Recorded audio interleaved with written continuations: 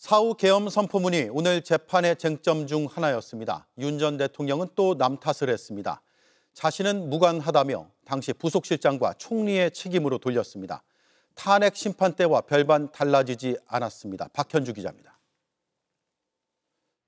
재판이 시작되자 윤석열 전 대통령이 변호인과 무언가 논의합니다. 자신을 향한 카메라를 의식한 듯 발언은 되도록 자제했습니다. 재판이 시작된 지 1시간 반이 지나자 입을 열었습니다. 사후 계엄 선포문의 성격을 묻는 재판부 질문에 변호인단이 제대로 답하지 못하자 직접 나선 겁니다.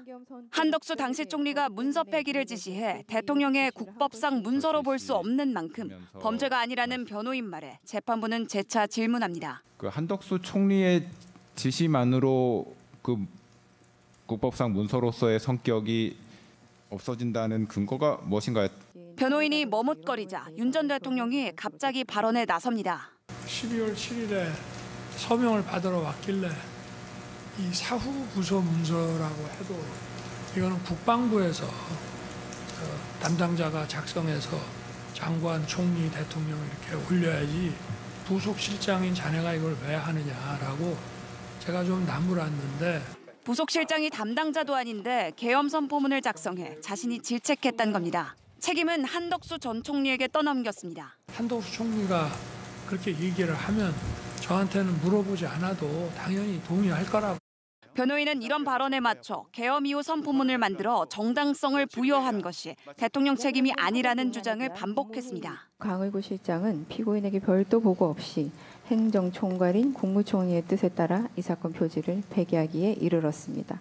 자신의 지시를 따른 부하에게 책임을 돌리는 듯한 발언, 탄핵 심판과 비슷합니다. 각자 정해진 매뉴얼대로 하다 보니까 전하 장관이 생각한 것 이상의 어떤 준비를 했을 수는 있습니다만은 이달 2일 윤 전 대통령은 모든 책임은 군 통수권자였던 나에게 물으라며 옥중 메시지를 내고 태도를 바꾸는 듯 보였지만 형사재판 중계에서 드러난 모습은 탄핵 심판 때와 비슷했습니다. JTBC 박현주입니다. 네, 이렇게 남 탓뿐 아니라 내란 특검 탓도 했습니다. 특검의 기소가 위법이라고 주장했습니다. 하지만 특검은 윤 전 대통령의 행위가 곧 법체계를 무력화한 것이라고 반박했습니다. 피고인은 대부분 눈을 감거나 변호인과 귓속말하며 재판에 임했습니다. 윤정주 기자입니다. 내란 특검은 윤석열 전 대통령이 헌법과 형사 절차를 무력화했다고 지적했습니다. 어떻게 헌법상 권력 통제 장치를 무력화했는지 공소사실 후반부는 내란 이후 형사사법 절차 무력화 시도에 관한 것이고 윤 전 대통령 측은 특검의 기소 자체가 위법이라고 주장했습니다. 내란 혐의로 기소한 것은 이종 기소에 위법이 있다 할 것입니다. 피고인에게 무죄 또는 공소 기각의 판결을 내려주시기를 부탁드립니다. 공수처 체포방해건은 경호처 잘못이라며 책임을 돌렸습니다. 경호처의 경호 활동은 자체적으로 결정하고 판단하는 것이지 대통령인 피고인이 구체적인 지시를 하였다는 것은 상식에 부합하지도 않습니다. 하지만 특검은 윤 전 대통령이 경호처 간부들에게 총을 보여줘라고 직접 지시했다는 진술을 확보했습니다. 윤 전 대통령 측은 내란죄 수사권이 없는 공수처 체포는 원칙적으로 불법이라 주장했는데 특검은 곧바로 반박했습니다. 영장에 이견이 있더라도 어떤 법적 절차로 다퉈야지 물리적으로 막고 집행 공무원을 폭행하면 그건 범죄입니다. 윤 전 대통령은 재판 내내 눈을 감거나 변호인과 귓속말을 하며 재판을 지켜봤습니다. 재판부는 다음 재판 날짜를 10월 10일로 공지하고 주일에 속도전을 예고했습니다. 저희 재판부에서도 주 1회 이상 재판을 진행하려고 계획하고 있고 주된 재판 기일은 금요일이 될 것으로 보입니다. 재판부는 6개월 안에 1심 결론을 내도록 하겠다고 했습니다. JTBC 윤정주입니다. 윤석열 대통령은 마지막 탄핵 심판 변론 기일에서 직접 최종 의견 진술에 나섰습니다. 비상계엄 선포 이후 자신의 삶에서 가장 힘든 날들이었다며 변론을 시작했습니다. 12월 3일 당시 비상계엄은 과거의 계엄과는 완전히 다른 것이라고도 했습니다. 무력으로 국민을 억압하는 계엄이 아니라 계엄의 형식을 빌린 대국민 호소입니다. 저 자신 윤석열 개인을 위한 선택은 결코 아니었다는 사실을 분명히 말씀드립니다. 그간 변론기일에서 주장했던 대로 무장하지 않은 병력을 투입했고 계엄 해제 요구가 국회에서 통과되자 즉시 철수시켰다고 말했습니다.